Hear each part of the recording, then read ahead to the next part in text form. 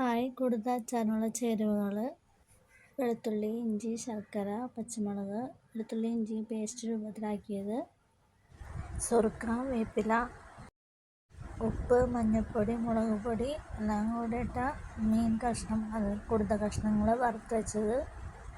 കുടുത അച്ചാർ തയ്യാറാക്കുന്ന വിധം: ഉരുളിയിൽ നല്ലെണ്ണ ഒഴിച്ചിട്ട് നന്നായി ചൂടാക്കുക. അതിന് ശേഷം ചേരുവകളിടുക: ഇഞ്ചി, പച്ചമുളക്, പിന്നെ വെളുത്തുള്ളിയും ഇഞ്ചിയും പേസ്റ്റ് രൂപത്തിലുള്ളത് ഇടുക.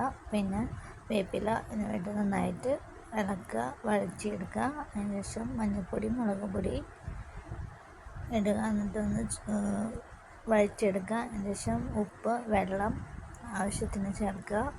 അതിന് ശേഷം സുറുക്ക ഒഴിക്കണം. അതിന് ശേഷം വറുത്ത് വെച്ച് കുടുത ഇടുക. പൊടിച്ച് വെച്ച് രുചിക്കൂട്ട് ചേർക്കുക. അച്ചാർ തയ്യാർ.